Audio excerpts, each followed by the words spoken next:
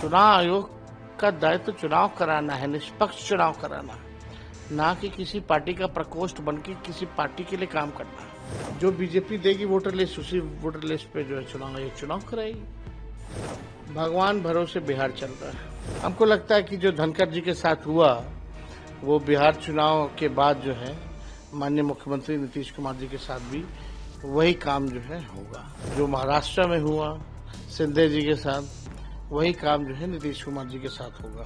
देखिए, बड़ी आश्चर्य की बात है कि अचानक से मानसून सत्र के पहले दिन तो उन्होंने बहुत ठीक ठाक चलाया था और अचानक से रात में ये सूचना मिली कि उन्होंने इस्तीफा दे दिया है। अब दिया गया है कि लिया गया है, ये सवाल खड़ा होता है। अगर अचानक से स्वास्थ्य बिगड़ा है तो उसी समय इस्तीफा देने की तो बात हो नहीं सकती है। और पहले भी आप देखिएगा कि अगर स्वास्थ्य ठीक नहीं था तो सत्र पहले चालू होने से पहले भी वो दे सकते थे इस्तीफा।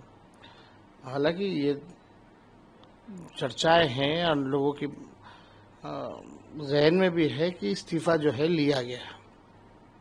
अब क्या कारण है क्या नहीं कारण है ये तो वही बेहतर बता सकते हैं, लेकिन हमने तो कल पूरा उनका देखा, वो तो स्वस्थ लग रहे थे और पूरा हाउस उन्होंने चलाया है।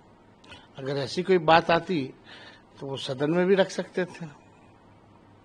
अब सवाल ये उठ रहा है कि अब आज बिहार में सदन में असेंबली में बिहार के कई एमएलए ने कहा कि नीतीश जी को भी अब उपराष्ट्रपति बना दिया जाए।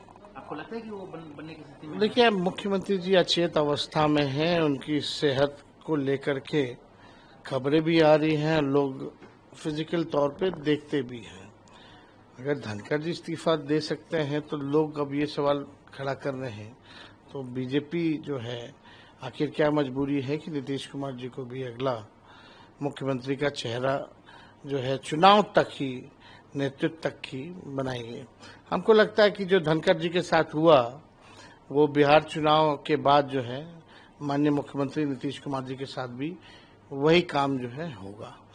जो महाराष्ट्र में हुआ सिंधे जी के साथ, वही काम जो है नीतीश कुमार जी के साथ होगा, क्योंकि अमित शाह जी ने स्पष्ट कर दिया है कि चुनाव तक ही उनका नेतृत्व है। चुनाव के बाद समय बताएगा कि बिहार का मुख्यमंत्री कौन होगा। तो आप कहना चाहते हैं कि अगले धनखड़ बन जाएंगे नीतीश कुमार? ये बात तो सब लोग पहले से कह रहे हैं और हम नहीं कह रहे, अब तो अमित शाह जी ने कह दिया है। उनके आर्टिकल भी हम लोगों ने देखे हैं, उनके बयान को भी देखा है।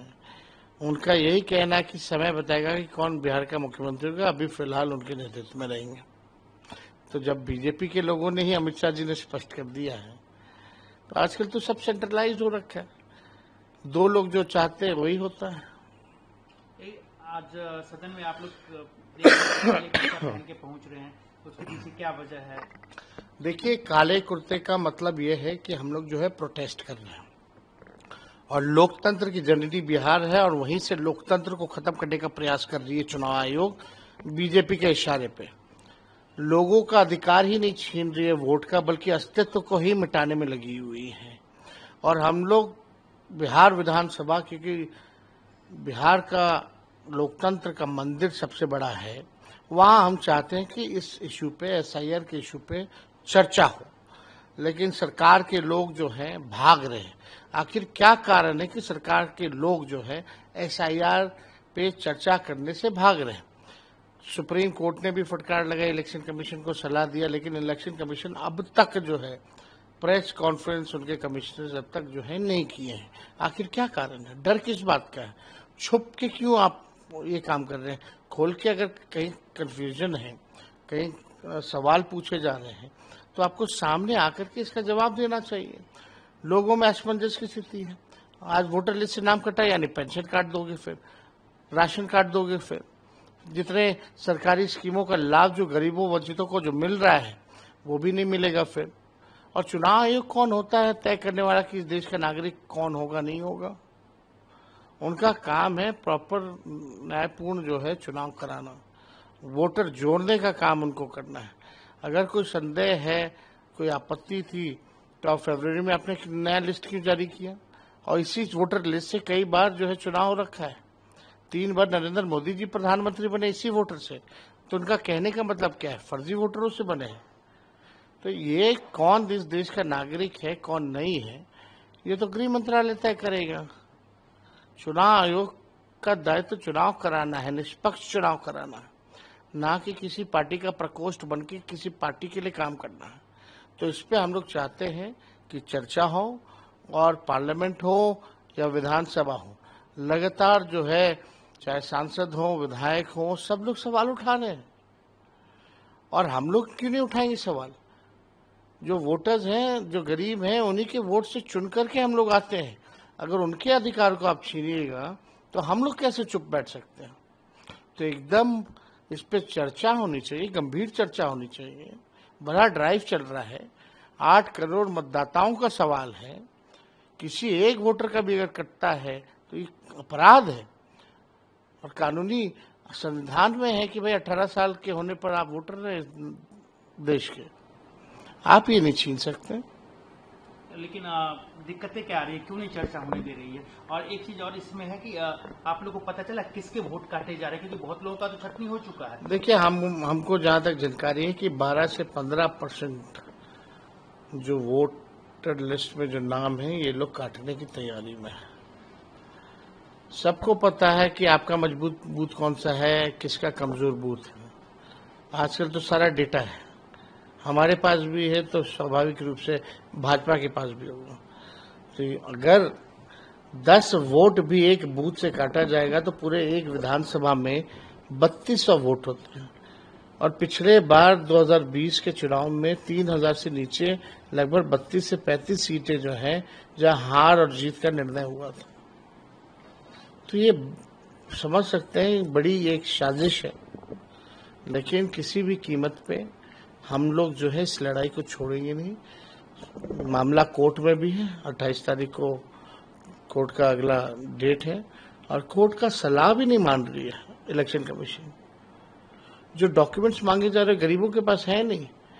आपने कई एक वीडियो देखे हुए, कई एक जो निष्पक्ष जर्नलिस्ट है प्रूफ के साथ, बीएलओ जो है खुद ही अंगूठा मार रहे हैं, खुद ही साइन करके अपलोड कर, लोगों को पता ही नहीं।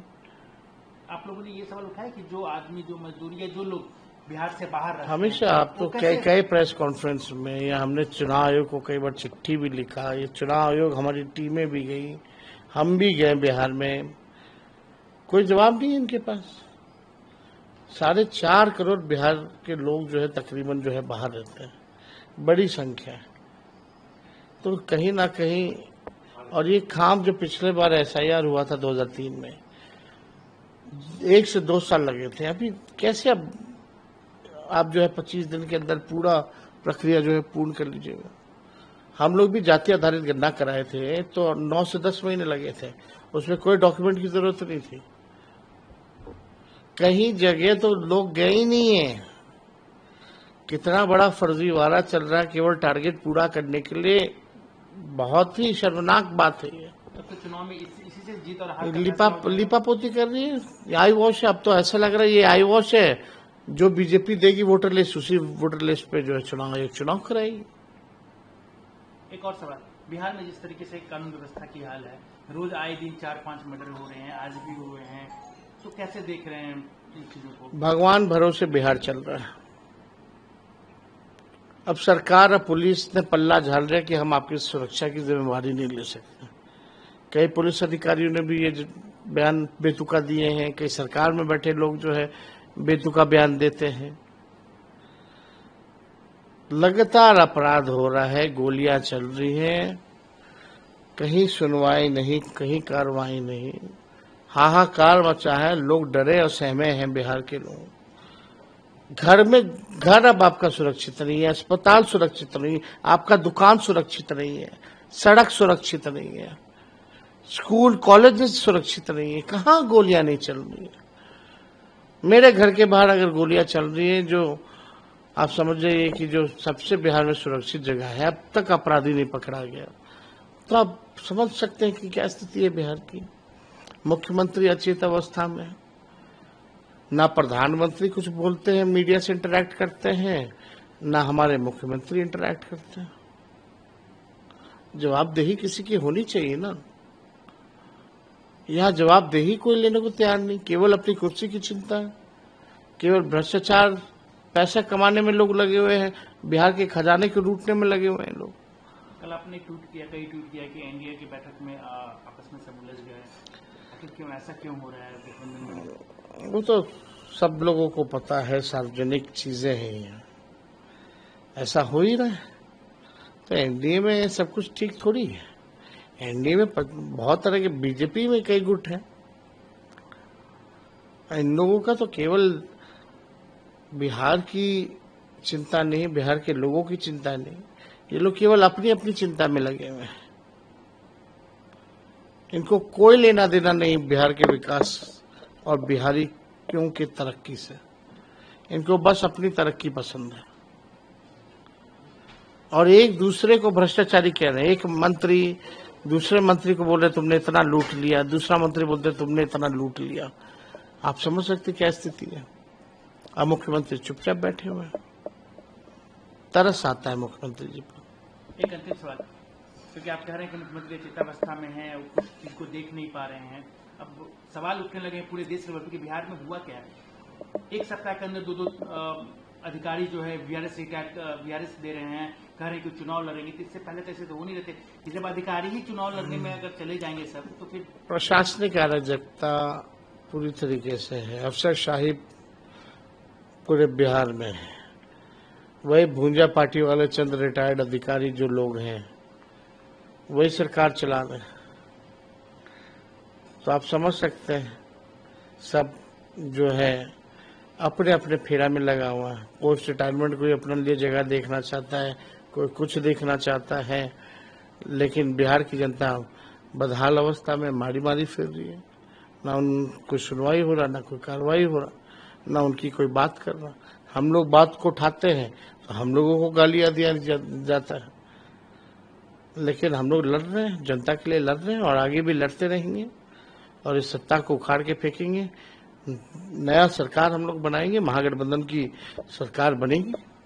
अच्छा सर, एक और सवाल है कि जो आप लोग की अगर मान लीजिए सरकार आती है तो जो जितने भी आप कह रहे हैं कि ये रिटायर्ड अधिकारी लूटे हैं, ये क्या उस पर आप कार्रवाई करेंगे? आने वाले दिन में सब पे जांच से बैठाएंगे?